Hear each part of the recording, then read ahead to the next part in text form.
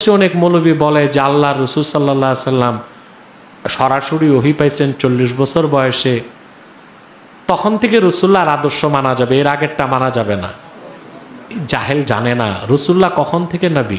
রসুল্লাহ সাল্লাল্লাহু আলাইহি সাল্লাম গারে হেরাতে যে কি করছেন, তাআব্বুদুল লায়ালি জাওয়াতিল আদাদ, আল্লাহর ইবাদতে মগ্ন ছিলেন আল্লাহ রসুল। সেটা ছিল আল্লাহ রসুলের হিজরত আল্লাহর দিকে।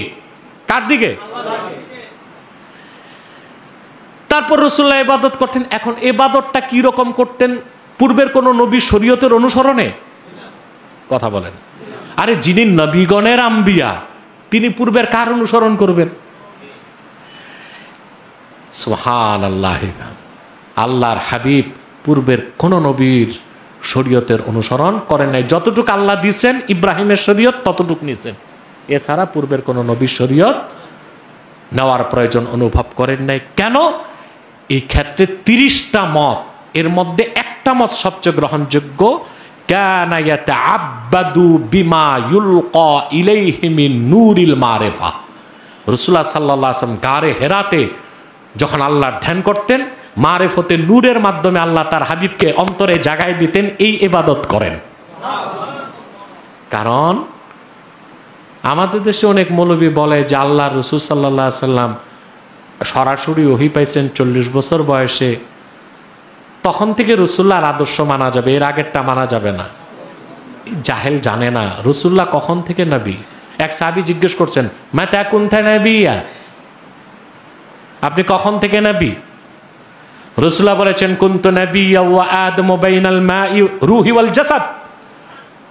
বাইনাল মাই ওয়া তিন, এটা নিয়ে কি লোকাল আছে? এই হাদিস নিয়ে কি আছে? কেউ কেউ বলেন জয়ীফ, কেউ বলেন মওযু, কেউ বলেন সহি। আমি তর্কে যাই না, যেহেতু সহি হাদিস আছে তো জয়ীফটা বলার দরকার কি? দরকার আছে? তো রাসূলুল্লাহ বলেছেন, কুনতু নাবিয়্যা ওয়া আদমু বাইনার রূহি ওয়াল জাসাদ। দুনিয়ার সব মৌলবী বসেও এই হাদিসের সনদে কলম দিতে পারবে না। আমি মুহাম্মদ তখন থেকে নবী, আদম যখন মানুষ রূপে অস্তিত্বই লাভ করে নাই। তার একটা ছিল দেহে, একটা ছিল রুহু। সুবহানাল্লাহ। একই রকম হাদিস বুখারী সহ 10 জন মুহাদ্দিস রওয়ায়াত করেছেন। ওয়ানিল ইরবাজ ইবনে সারিয়া রাদিয়াল্লাহু তাআলা আনহু قال سمعت رسول الله صلى الله عليه وسلم يقول إني عبد الله وخاتم النبيين وإن آدم لمنجدل في طينته। ইরবাজ ইবনে সারিয়া বলেন, আমি আল্লাহর হাবিবের নূরের জবান থেকে শুনেছি, তিনি বলেছেন, নিশ্চয় আমি মুহাম্মদ আল্লাহর বান্দা ও সর্বশেষ নবী। তখন থেকে আদমের দেহ যখন ধুলায় গড়াগড়ি খাচ্ছে। এই জন্য সরাসরি রাসূলুল্লাহর কাছে ১৫০০ বছর আগে, ওহী আসার আগে, অর্থাৎ মুহাম্মদ সাল্লাল্লাহু আলাইহি সাল্লামের কাছে ওহী এসেছে 40 বছর বয়সের সময়।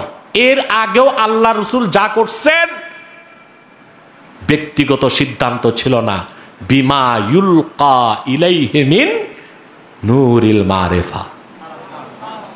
এই জন্য আল্লাহর হাবিবের সিরাত, আচ্ছা এগুলো কি পাগল দেখেন, রাসূলুল্লাহর যে সিরাত লেখা হয়েছে ওখানে কি ওহী নাজিল হয়েছে 40 বছর বয়সে তখন থেকে লেখা হয়েছে? তখনকার ঘটনাই শুধু লেখা হয়েছে না ওহী নাজিলের আগে 23 বছরের ঘটনাগুলো লেখা হয়েছে? কথা বলে না। এগুলো যে খাওয়ারেজ, ইবনে আব্দুল ওয়াহাব নজদির অনুসারী কিছু নব্য খাওয়ারেজ আছে, এর এই সমস্ত ফিতনা সমাজে ছড়ায়। আল্লাহর হাবিব মুহাম্মদ সাল্লাল্লাহু আলাইহি সাল্লামের পূর্ণ 63 বছরের জিন্দেগিতেই আল্লাহ তাআলা মুমিনদের জন্য, মুসলিমদের জন্য আদর্শ রেখে দিয়েছেন।